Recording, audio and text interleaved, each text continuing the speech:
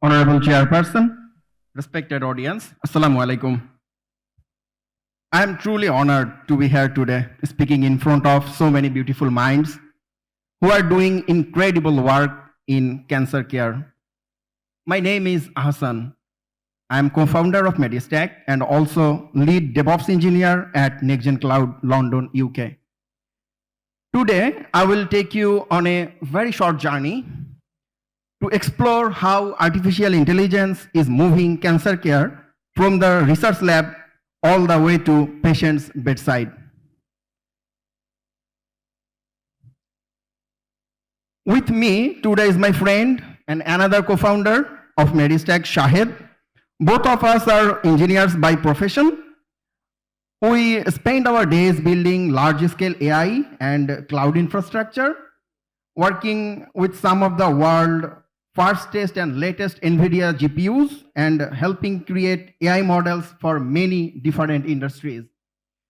But what drives us most is using that same technology to make healthcare even better.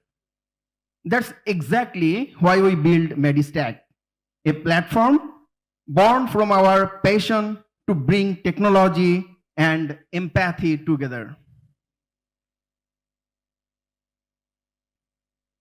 So, to understand how AI is transforming cancer care, let's start with something very familiar to all of you. Let's talk about early cancer detection. AI is no longer just a fancy research idea anymore. It's already helping radiologists, pathologists every single day. A recent German trial showed that when AI double-read mammography scans, it detected 12% more breast cancer than human readers alone. It's 12% more lives with a chance for early treatment. And tools like Page Prostate Detect, Histopath Explorer, and GigaPath are becoming trusted second eyes for pathologists. Catching those tiny subtle malignancies that are easy to miss in a very busy workflow. So this is where we start to see AI not as a competitor, but it's really as a colleague, one that helps doctors save more lives even faster. So early detection is just one part of the story. AI is now helping at almost every single step of cancer care.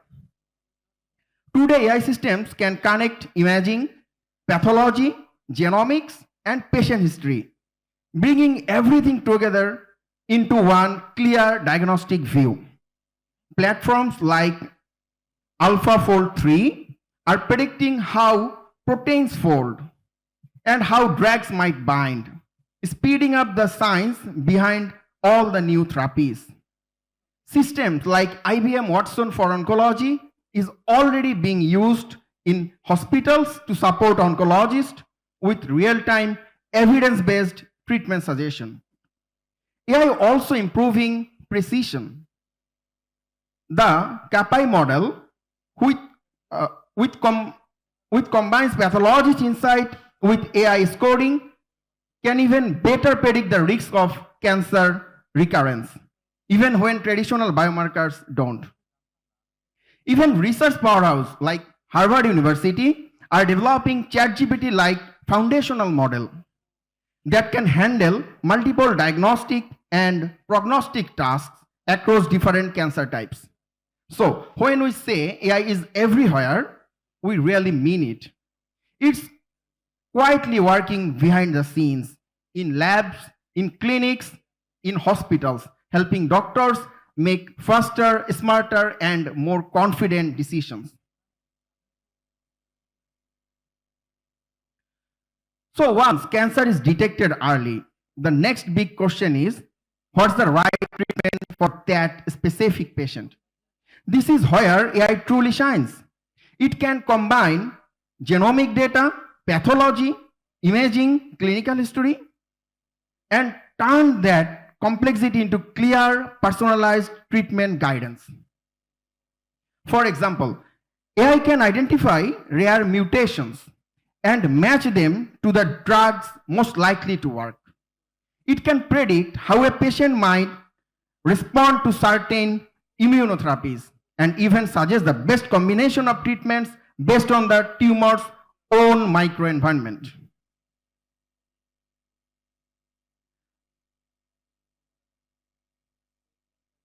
Now let's talk about one area where AI is quietly making a very big difference, the area of digital pathology.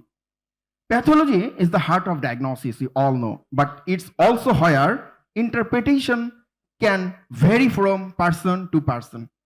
AI helps bring more consistency and accuracy into that process.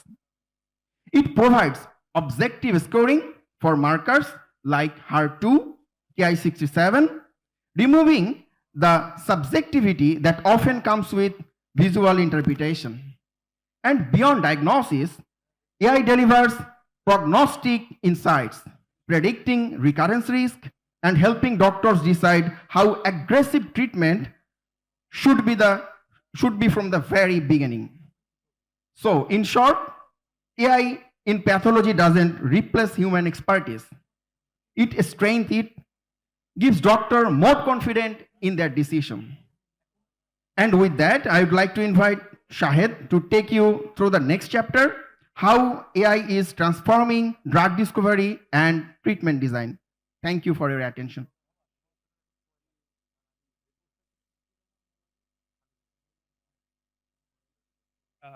Thank you, Hasan. So, what I would like to tell you now is what can Bangladesh do in this space. So, my dear friend, he already walked you through the space of AI, particularly in oncology, like how we can accelerate the development of the like oncological systems, like what we do in lab, what we do in our day-to-day practices, and technically how the patients are getting advancements through the AI systems and the software systems overall. So in the fields of AI and like most of the clinical softwares, we always see like the softwares coming from the US, coming from the UK, coming from like the whole another side of the world. But from Bangladesh, what we are doing, and we are just the consumers? No, that's where Medistack comes in. We are trying to build the Onco engine. This is what we call our system. And this is powered by definitely Medistack. So what is Medistack? You see, medical systems is a very broader like area, and stack means you are just getting all of them together. So that's why we built Medistack, and we want to like combine every single fields within our single system, which is the Onco engine. So what we are trying to do is to build an AI-powered end-to-end patient journey management system for every single cancer types possible. We are definitely starting small, but the vision is to like get every single data available from the cancer industry into one single place to help doctors to like accelerate their work faster and in an intuitive way. Because what our previous guest talked about, the Envision AI, right? It helps you to detect or take decisions faster. You don't need to do a whole lot of things where AI can do it for you. So this is exactly what we are trying to do from Medistack as well, and this is purely built in Bangladesh. We are gathering all the standard guidelines and putting it into here so that it can help you with like the decisions that you are making. So the first thing we are trying to do here is accelerating the drug discovery for oncology. So this is the lab part of our presentation that we are talking about. So what we are trying to do is to target identification. Like we want to enhance it with the AI. So usually what labs does, they gets a lot of data and they analyzes it through Excel, through some particular softwares. But if we include AI in this, you can give him any unstructured form of data, it can structure it for you. You all use ChatGPT, right?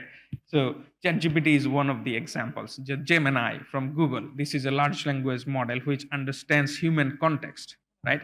So what you can do with it, we can leverage it more than our regular day-to-day conversations, like how do I make a presentation? You can actually use it for the oncology or the overall medical system. So what we do is we gather the data from anywhere possible. We don't need a certain formatted data that the traditional software needs.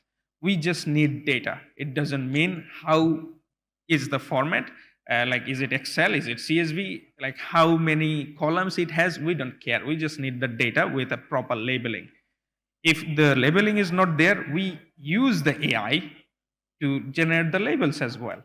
And then it generates a whole set of data for us, and we use it for the target identification phase.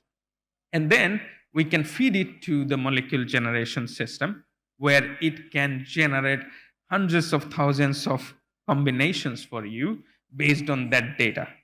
And it can also help us the antibody screening part as well, just the same way. Okay. And with this, you can technically like make the system or the timing technically half or less than that on the drug discovery part. And then you have the clinical trial recruitment and design. You can do precise matching of data based on the EHR that you are getting from any software. Like it can be any kind of software. It can be from Epic Health. It can be from any Bangladeshi made systems as well. You just need data, as I was saying. For example, there is a platform called, my friend said, the Hope LLM. This is from the City of Hope. There is a company from the US. So it can like take the unstructured patient data and it can like present you in a very good formatted way where you can take decisions much faster. And that is what we are trying to do. So the next one is like, how are we getting all of them together within the Medistack, the Onco engine? So we are building a foundation AI model. So as of now, what you all actually used to see is, okay, a particular software is good at radiotherapy, a particular software is good at genomics, a particular software is a pathology expert, but nobody has combined them all together. And since now we have the AI models, we can train all the generative AI models, like because we control it, right? We can control our model, we can tune it, we can like tell it to do a particular thing, and it does it better as well, based on how you are inputting it, how you are training it. So that is where the foundation AI model comes in from the Medistack, is we are building a multitasking cancer model which can do all sorts of things. So if I like give you a walkthrough on a certain clinical journey or a patient journey for an oncology perspective or from a patient perspective. So when a patient comes to you, you basically do the diagnosis first. You go through all of the histories and then you define a stage for a particular cancer, right? AI can do it for you through our radiology section or from the genomics section, right? So what you can do is it is a part of the foundation model which will do the diagnosis and staging for you based on the globally available guidelines and protocols that we all have. And the good thing is you need to memorize the protocols to be like immediately understandable that, okay, this is this part of cancer, this is the stage, this is what I need to do next. We have so many guidelines for it. But the good thing for AI is you just feed them the PDF format or the Word document for that guideline, and it can understand it. And that's how our model works. And then you come to the molecular review part, you come to the treatment execution part. It can do all of that for you through our foundation model based on the guidelines and protocols because we build it ourselves. And there comes the treatment execution, right? So based on all these data, the diagnosis phase, the molecular review phase, it can give you a proper step-by-step implementation of that treatment, that okay, this is the whole diagnosis this patient should go through. And as a doctor, you would be able to select whether it is going to a right path or not. So it will be an assistant to you, not a replacement. Okay, it will propose you solutions and you choose which route or which part they should go. Okay, and then there comes the follow-up and surveillance. That is the kind of easy part. So we have our patient journey management system where a single patient will come to you. Our foundation model will do all the things for you, and it will generate the patient journey tailored to that particular patient. Okay, no matter which stage or which certain malignancy they have, which certain like specialty or like a difference they have from the other patients. So our system will automatically follow up to that patient that, okay, you have to give a chemo on next Thursday on this hospital. They will get an SMS automatically. And it doesn't need AI definitely, but the journey, that is the most important thing. And based on that journey, our system can work automatically. And then it can get the data from the patient based on questionnaires that we provide them. And then it can automatically understand whether the patient is on the right path or they need doctor's attention. And it will automatically give the doctor an alert like this one, that it is the time or this patient needs specific attention from you.